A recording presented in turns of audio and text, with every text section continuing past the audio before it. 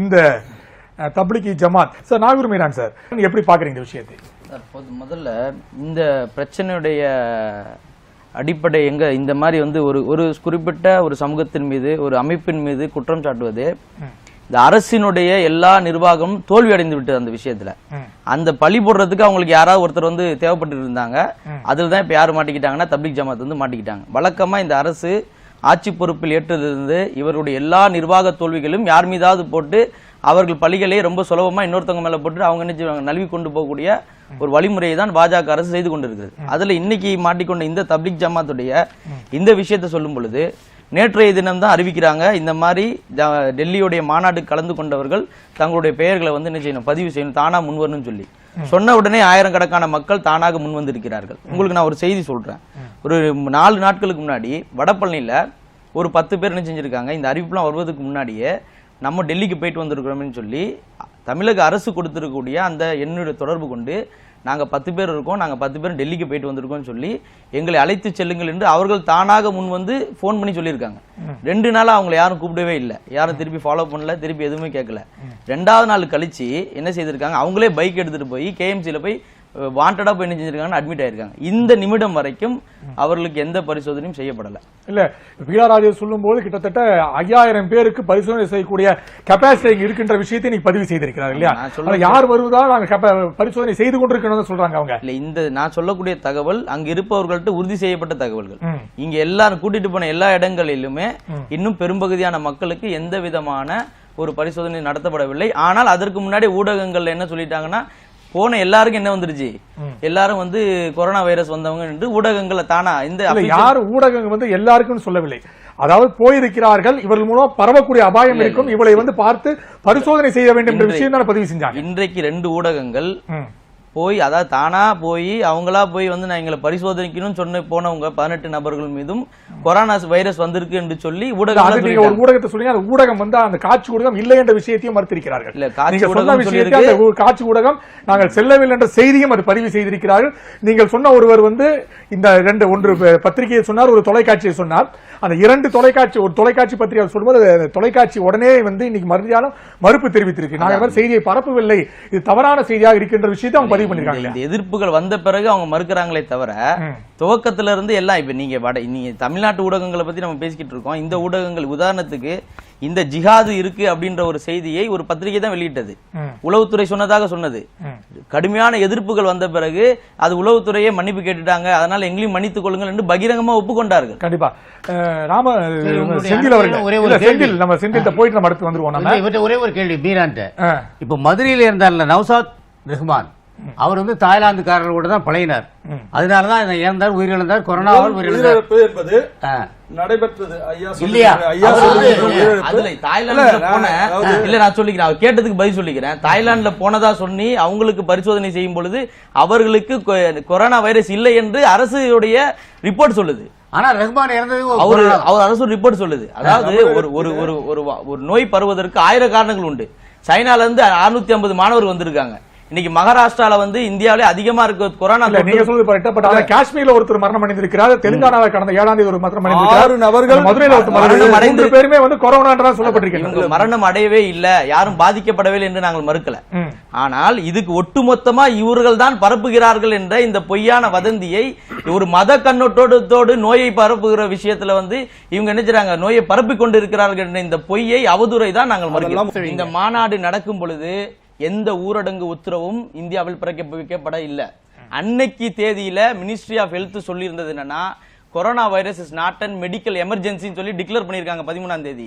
13ஆம் தேதி டெல்லியுடைய ட்விட்டர் பக்கத்துல, டிராபிக்கோட ட்விட்டர் பக்கத்துல, இந்த பகுதியில் இந்த மாநாடு நடப்பதனால் கூட்ட நெரிசல் இருக்கும், அதனால் வேறு வழியில் செல்ல வேண்டும் என்று ஒரு பொது அறிவிப்பை செய்திருக்கிறார்கள். இந்த அனௌன்ஸ்மெண்ட் வந்த பிறகு அவங்க ப்ரோக்ராமை ஸ்டாப் பண்ணிட்டாங்க. ஸ்டாப் பண்ண பிறகு அவங்க கண்டினியூஸா டெல்லியோடைய கவர்மெண்ட் அபிஷியல்ஸோட தொடர்புல இருக்கிறாங்க. 2 முறை கவர்மெண்டுடைய சப் டிவிஷனல் மேஜிஸ்ட்ரேட் அந்த பகுதிக்கு நேரடியாக வந்திருக்கிறார். 23ஆம் தேதி வந்து சப் டிவிஷனல் மேஜிஸ்ட்ரேட்டுக்கு சொல்லிருக்கோம், டெல்லி போலீஸ்க்கு எல்லாருக்குமே அந்த இருக்கிறவங்கல இருந்து வந்தவங்க நான் கேக்குற ஒரே கேள்வி, அவங்க சொல்லல அப்படின்னு சொல்றாங்க இல்லையா, 1000 நபர்கள் வந்து கலந்து கொண்டார்கள் என்ற செய்தி யார் சொல்லி அவர்களுக்கு தெரிந்தது? இல்ல இப்ப டெல்லி இப்ப விஷயம் மறைக்க வேண்டிய எல்லாருமே சொல்வது டெல்லி கவர்மெண்டின் செயல்பாடு, அதாவது வந்து கெஜ்ரிவாலின் செயல்பாடு இதுல வந்து கொஞ்சம் முடக்கப்பட்டிருக்கிறதா அதை மட்டும் சொல்ல வரல. டெல்லி போலீஸும் சென்ட்ரல் கவர்மெண்ட் என்ன செய்தது? ஒரு பகுதியில ஒன்று கூடுறாங்க, மற்ற மாநிலங்களுக்கு செல்ல போகிறார்கள் என்று வரும்பொழுது அந்த மாநிலத்துக்கு யார் செல்கிறார்கள், எப்படி சென்றார்கள் என்ற விஷயத்தை அரசு எடுத்ததா? எடுத்துட்டு அதை யாரும் மறுத்தாங்களா? வந்து இவங்களுக்கு நோய் இருக்கிறது என்பதே வந்து 1000 நிகழ்ச்சிகள் நடந்தது. அதுக்கு பிறகு கௌமுத்ராவுடைய இத கொரோனாவை விரட்டுவதற்கு கௌமுத்ரா நிகழ்ச்சிகள் நடத்தினார்கள். ஊரடங்கு உத்தரவை பெருத்துவிட்டு திருட்டுத்தனமாக எப்படி பாபர் மசூதியில சிலையை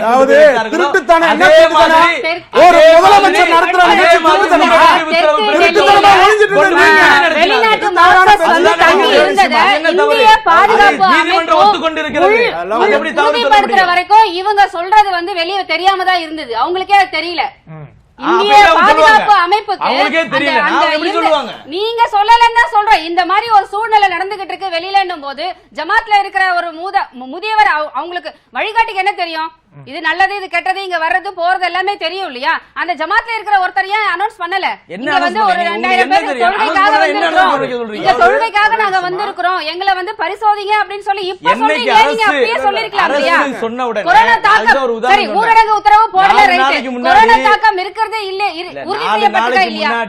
இவங்க மாநாடு நடத்தும் போது கொரோனா தாக்கம் உறுதி செய்யப்பட்டதா இல்லையா?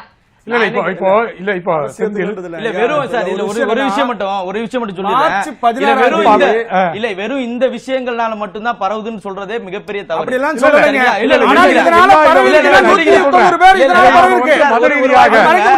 மகாராஷ்டிரால தான் இந்தியால அதிகமான கொரோனா வைரஸ் தாக்கப்பட்டிருக்கு. 272 நபர்கள் வந்து பாதிக்கப்பட்டிருக்காங்க. அடுத்தபடியா கேரளால பாதிக்கப்பட்டிருக்காங்க. இந்த 272 பேர்ல மர்கஸுக்கு போனவங்க 2 பேர். அரசு தகவல் இது. அதே மாதிரி கேரளால பாதிக்கப்பட்டதுல 239 பேர்ல போனவர்கள் 10 பேர். அவங்களுக்கு இன்னும் ரிசல்ட் இன்னும் வரல. ஒட்டுமொத்த இந்தியா மாநிலமும் 3 கூட்டத்திலையும் நடந்த போது லாகூர்ல வந்து இந்த கூட்டம் நடத்தப்பட வேண்டாம் என்று முடிவு செய்யப்பட்ட சூழ்நிலையில இந்தியாவை எப்படி அனுபவிச்சான்ற விஷயமா இல்ல டெல்லி ஒரு நிமிஷம் அவங்களா நடத்த முடியுமா? வெளிநாட்டுல இருந்து வரவங்க எப்படி அவங்கள வானத்துல குதிச்சிட்டாங்களா? ஒரு இது மட்டும் ஏர்போர்ட் வழியா வராங்க. நீங்க என்ன வந்து அவங்கள வந்து நீங்க வந்து செக் பண்ணீங்க? என்ன உங்கள்ட்ட வந்து அவங்கள வந்து பரிசோதித்தீங்க? மக்களை அரசு ஏமாற்றி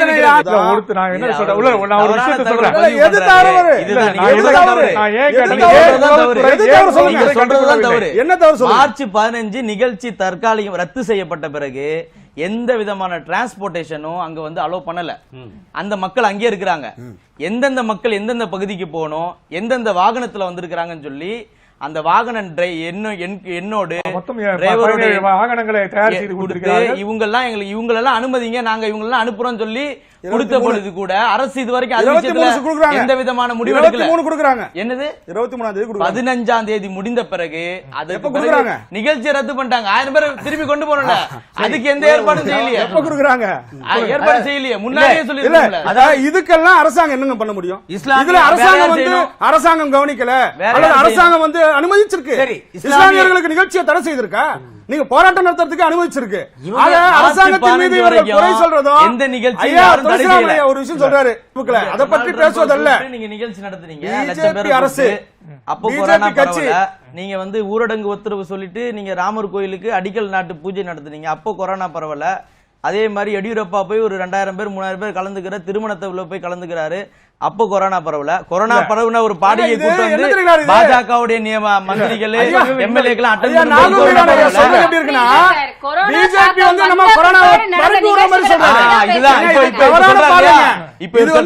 பேசும்போது ஐயாவுக்கு எப்படி அமைப்பை சேர்ந்தவர்களும் நீங்கள் தான் பரப்புகிறார்கள் என்று சொல்லும் பொழுது எதிர்வினையாற்ற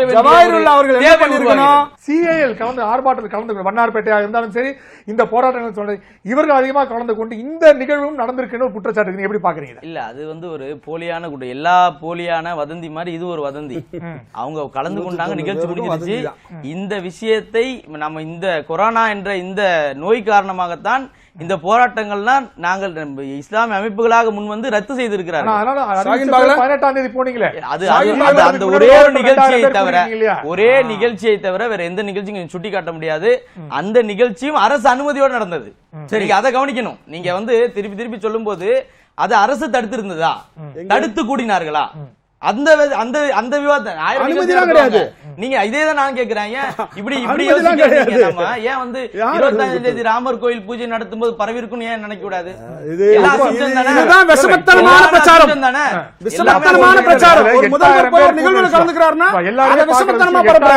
விஷயம் 8000 பேர் ஒன்னால சொல்ல சார். மார்ச் 1ஆம் தேதியில 23ஆம் தேதி வரைக்கும் தனித்தனி செக்ஷன் நடத்திருக்காங்க. அதாவது 8ஆம் தேதி 9ஆம் தேதி ஒரு செஷன் நடத்திருக்காங்க, 13, 14, 15 ஒரு செஷன் நடத்திருக்காங்க.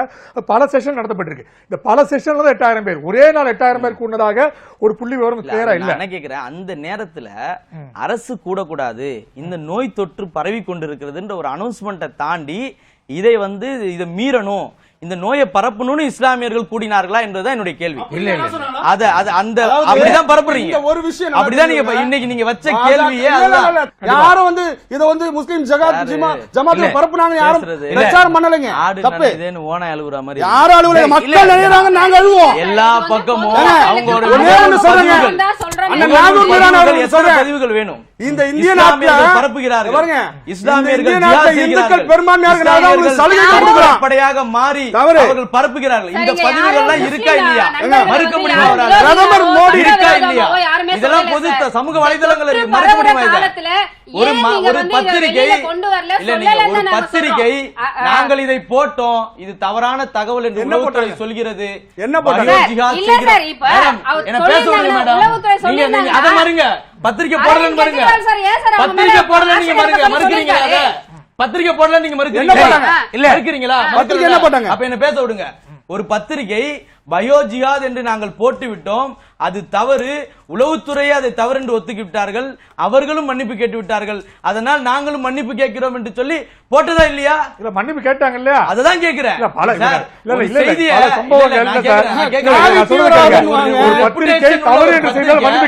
இல்ல சார், நீங்க ஒரு விஷயத்தை சொல்லிட்டு மன்னிச்சுக்கோங்கன்னு கேக்குறது வந்து ஒரு நியாயமான விஷயமா இருக்குமா?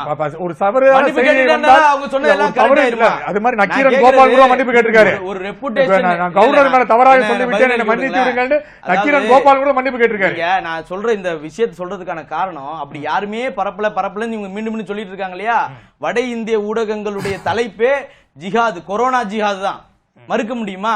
நீங்க எதுவுமே தெரியாம இங்க வந்து உட்கார்ந்துட்டு இருக்காங்க, மக்கள் எதுவுமே தெரியாம இருக்கிறாங்க நினைச்சிட்டு இருக்க வேண்டாம். முக்தார் அப்பாஸ் நத்வி சொல்லி இருக்கிறாரு, தாலிபான்களை யார் அவரு? பிஜேபி காரர் தானே, மறுக்க முடியுமா? மந்திரி தானே, மறுக்க முடியுமா? இல்ல, அவர் முன்னிட்டு விஷயம் இந்த விஷயம் பரவுவதால் தாலிபான் சொல்லி அவர்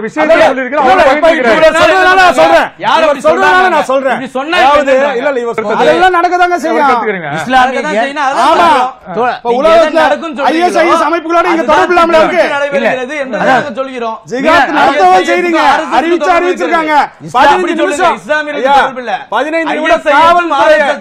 ஒரு 15 நிமிஷம் காவல்துறை இல்லன்னு சொன்னாக்க இந்த என்ன பண்ணுவோம்னு தெரியுமான்னு சொல்லி பேசின ஓவைசி போன்றவர்கள் தமிழகத்தை அடுத்த குஜராத்தாக மாற்றுவோம் என்று இந்து முன்னணி தலைவர் பேசியிருக்கிறாரு. இதை வந்து மூடணும், யாரும் ஒன்று கூடாம இருக்காதீங்க, ஒன்று கூடுங்கன்னா எந்த அமைப்பும் சொல்லல. இஸ்லாமியர் தரப்பே சொல்றாங்க, அது ஏத்துக்கிறோம். எந்த டைரக்ஷன், அதாவது ஒரு அமைப்பு சொல்லும் பொழுதும் அரசு சொல்லும் போது வித்தியாசங்கள் இருக்கு, வேறுபாடுகள் இருக்கு. ஏற்கனவே திட்டமிட்ட ஒரு நிகழ்ச்சியை நடத்தணும் தீர்மானிச்சிருக்காங்க, நடத்திருக்காங்க. அரசு அதை தடை போட்டவுடன் அதை மறுத்திருக்காங்க, அதை ரத்து செய்திருக்கிறார்கள். ஒரு அமைப்பு அதிகபட்சமாக செய்ய வேண்டிய என்னவோ அதை செய்திருக்கிறார்கள். நான் என்ன சொல்றேன், இப்ப நம்ம விவாதத்துடைய தலைப்பு என்ன, நம்ம எதை பத்தி விவாதிக்கிறோம்? நாங்க இவங்களுக்கு பாதிக்கப்படல, இவங்க வந்து பரிசோதிக்க கூடாது, இவங்களை அப்படியே விட்டுறணும்லாம் யாருமே கிளைம் பண்ணல. அப்படி ஒரு சூழல் இருக்கிற மாதிரி இவங்க பேசிக்கிறாங்க. அப்படி நாங்க அதெல்லாம் மறுக்கவே இல்லை. அவங்க ஆயிரக்கணக்கான மக்கள் தானா போயிருக்கிறாங்க. நாங்க போயிட்டு வந்திருக்கிறோம், எங்களை கூட்டிட்டு போங்கன்றது கூட அரசு இன்னும் கூட்டிட்டு போல, தானா போய் 10 பேர் அட்மிட் ஆயிருக்காங்க. நீங்க கேஎம்சில போய் நீங்க உறுதிப்படுத்திக்கீங்க, 22 பேர் வட சென்னையில தானா போயிருக்காங்க. இன்னைக்கு தமிழகம் முழுவதும் 19 மாவட்டங்கள்ல ஆயிரக்கணக்கான மக்கள் போயிருக்காங்க. இன்னும் நிறைய பேர் வர முடியாம டெல்லியில இருக்கிறாங்க. இதுக்கெல்லாம் எந்த விதமான நடவடிக்கையும் எடுக்காத அரசு சுலபமாக பழியை தூக்கி இந்த மாநாடின் வழியாகத்தான் இந்தியாவில் கொரோனா பரவுனது என்ற மீண்டும் மீண்டும் ஒரு பொய்யை வதந்தியை பரப்பிக் கொண்டே இருக்கிறார்கள். இதைதான் பரப்ப கூடாது என்று நாங்கள் சொல்கிறோம். ஒத்துழைப்பு யாருமே மறுக்கல. மிகப்பெரிய தோல்வி மத்திய அரசோட மிகப்பெரிய தோல்வி. அந்த நடவடிக்கை அல்ல இது. அதையும் சேர்த்து பாஜக அரசாங்கம் சிறப்பான நடவடிக்கை பாராட்டி இருக்கிறார், காவல்துறையை பாராட்டி இருக்கிறார். உங்கள் மூலமாக அதிகமாக உழைத்துக் கொண்டிருக்கிறார்.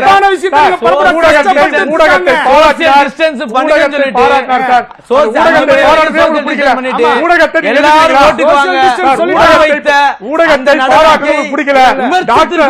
நீங்க சொல்றது பார்த்தா ஊடகத்தை பாடுறது உங்களுக்கு பிடிக்கல, பாடுறது உங்களுக்கு பிடிக்கல.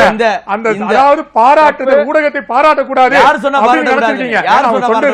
மருத்துவர், செவிலியர், டாக்டர் பாராட்ட வேண்டும் சொன்னார். ஊடகத்தை பாராட்ட வேண்டும்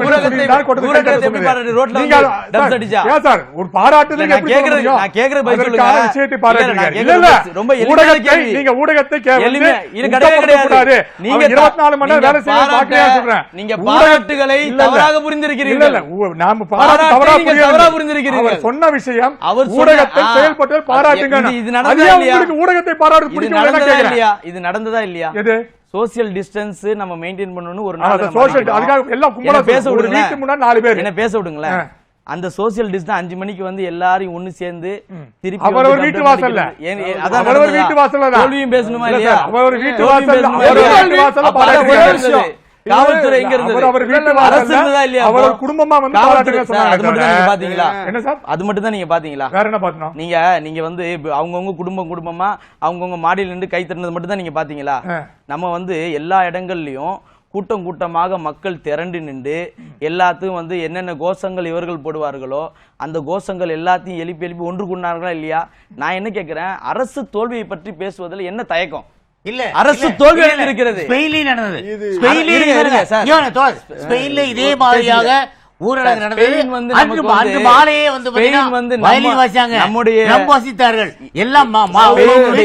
ஒரு விஷயத்தை நாம சொல்லணும். நம்முடைய ஒரே விஷயம் கேட்கிறேன், வெற்றியை பற்றி பேசுகிறீர்கள் இல்லையா? கைத்தட்டுனாங்க, பத்தி பேசுறோம் இல்லையா? தோல்விகளை பற்றி ஏன் பேச மறுக்கிறோம்? மோடி அவர்களுடைய அறிக்கை தொடரலாம் நினைக்கிறேன். மேடம் ஆரம்பத்துல இருந்து நீங்க இவ்வளவு நேரம் பேசுனீங்க, நீங்க கேட்டதுக்கு நான் பதில் சொல்றேன். பதில் சொல்ல விடுங்க. மேடம் திருப்பி தவறா புரிஞ்சுக்கிட்டாங்க. இந்த நிகழ்ச்சியை அரசு சொன்ன பிறகு அவங்க நடத்தக்கூடாதுன்னு சொன்ன பிறகு நடத்தல. 15 வரைக்கும் இந்த மாதிரியான எந்த விதமான தடையும் அரசு உத்தரவு பிறப்பிக்கல. டெல்லி கவர்மெண்ட் அந்த ஆபத்து இருந்ததே அவங்க புரிஞ்சிருக்காங்க முதல்ல. அதான் சொல்றேன். அது என்னன்னா நான் பேச விடுறேன். இல்ல, கிடையவே கிடையாது. நீங்க சமூக இடைவேளை அப்ப பண்ணவே இல்ல. சமூக இடைவேளை என்பது அப்ப பண்ணவே இல்ல. ஒன்று கூட கூடாது, அவ்வளவுதான். சமூக இடைவெளி எல்லாம் பண்ணல. நீங்க எதை சொல்லிட்டு இருக்கீங்கன்னு எனக்கு தெரியல. மார்ச் 15 அதுதான் சொல்றேன். திருப்பி ஒரு தவறான தகவல் நீங்க என்ன நடந்ததுன்னே தெரியாம பேசுறீங்க மேடம். நீங்க என்ன நடந்ததுன்னே நான் ஒரே ஒரு கேள்வி கேட்டேன். அந்த மர்கஸ் கொடுத்த பத்திரிகை செய்தியை மேடம் படிச்சாங்களான்னு கேளுங்க. என்ன படிச்சீங்க அதுல? நேற்று அந்த செய்தி வந்திருந்த இவரு நேத்து இல்ல, அது கொடுத்து 3 நாள் கொடுத்த செய்தி 3 நாள் ஆயிடுச்சு அந்த பத்திரிகை செய்தி கொடுத்து. அதுல என்ன நீங்க படிச்சீங்க? எப்போ அரசு எப்போ நாங்க எப்போ நகிழ்ச்சி திட்டமிட்டு இருந்தோம், அரசு எப்போ தடை செய்ததுன்னு டேட் வைஸா என்னென்னலாம் அரசுக்கு நாங்க ஒத்துழைப்பு சொல்லி இருக்கிறார்கள். யாரும் மன்னிப்பெல்லாம் கேட்கல. மன்னிப்பு செய்யற அளவுக்கு பெரிய குற்றங்கள் அவர்கள் செய்யல. இப்ப அவங்கள்ட்ட தேவை ஒத்துழைப்பு. அந்த ஒத்துழைப்பு அவங்க முதல்ல இருந்து துவக்கத்துல இருந்தே அந்த ஒத்துழைப்புக்கு அவர்கள் தயாராக இருக்கிறார்கள். கூட்டிட்டு போய் காட்டுறாங்க மர்கஸ் இன்னாரெல்லாம் இருக்கிறாங்க, நீங்க அனுமதி கொடுத்தீங்கன்னா ஊருக்கு போவாங்க, இல்லையா நாங்க இங்க அவர்கள் வைத்துக் கொள்ள வேண்டுமானால் வைத்துக் கொள்கிறோம். இன்னும் 1000 பேரை கூட்டு வந்து இந்த இடத்தை நீங்க வந்து மருத்துவத்துக்கு பயன்படுத்திக்கீங்கன்னு சொல்றாங்க. எதை பத்தியும் தெரியாம ஒரு ஊடகத்துல வந்து நீங்க நினைச்ச கூடாது, தவறான செய்தியை பதிவு செய்யக்கூடாது.